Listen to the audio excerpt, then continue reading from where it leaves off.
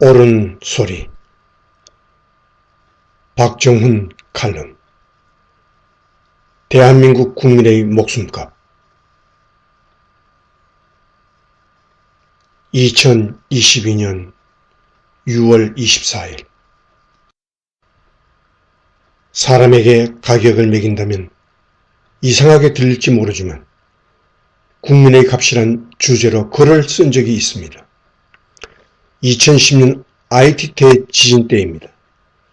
세계 최빈국의 헐벗은 사람들이 국가의 도움을 받지 못한 채 속수무책으로 죽어가는 것을 보고 나라마다 목숨의 가치가 다르다는 생각을 하게 되었습니다. 조금만 인용해 보겠습니다. 인류는 평등하다는 말은 허망한 거짓말입니다. IT 지진으로 죽은 16만 명 대부분은 그 나라에 태어났다는 이유 하나로 개죽음을 당했습니다. 건물 더미에 깔려 대책 없이 죽어가는 그들에게 IT라는 국가는 아무것도 해주지 못했습니다. 태어난 나라가 어디냐에 따라 사람의 값어치도 달라집니다. IT의 국민값은 선진국의 애완견만도 못하다 해도 틀리지 않습니다. 오래전 그를 떠올린 것은 해수부 공무원 이대준 씨 사건 때문입니다. 월북이냐 아니냐로 시끄럽지만 문제의 본질은 그게 아닙니다. 북한 해역에 떠내려간 우리 국민이 살해당하는데 지켜줘야 할 정부는 방관하고 있었습니다.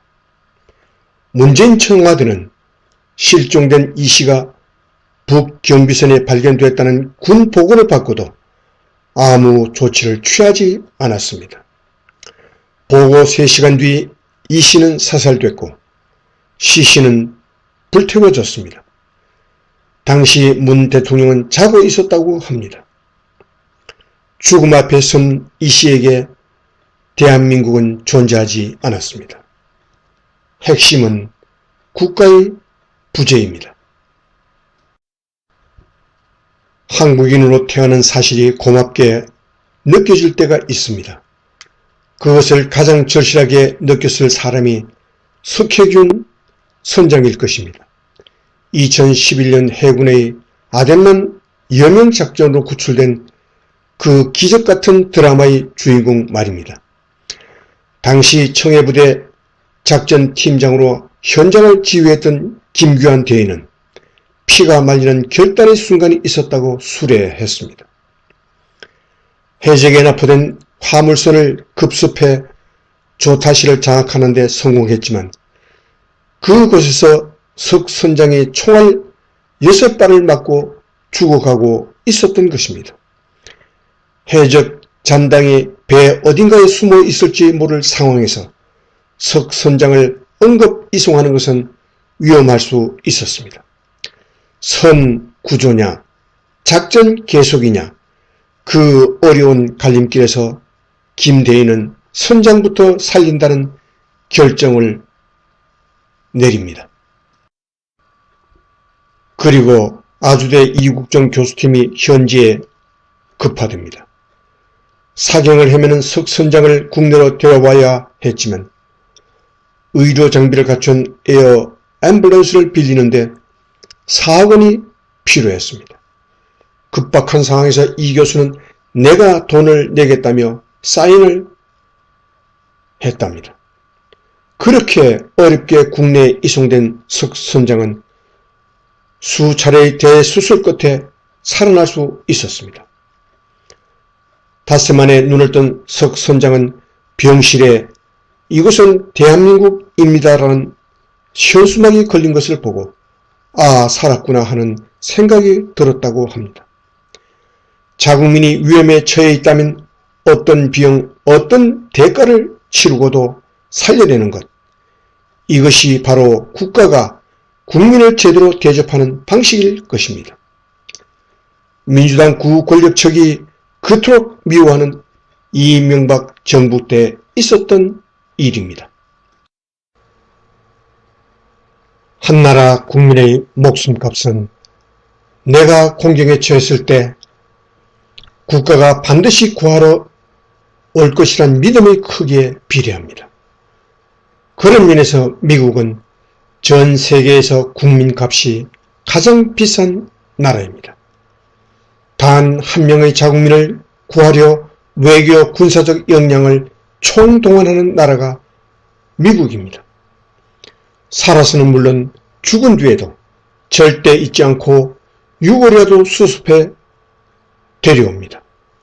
미국은 6.25 전쟁 후 40년이 지난 1993년에 2,800만 달러를 지불하고 북한 땅에서 미군 유해 발굴 작업을 벌였습니다.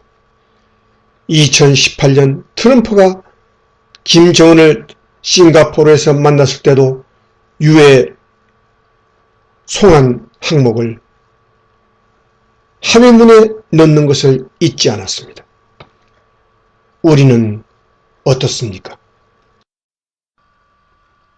6.25 전쟁 당시 8만 명 내외의 국군 포로가 북한에 억류돼 귀환하지 못했습니다.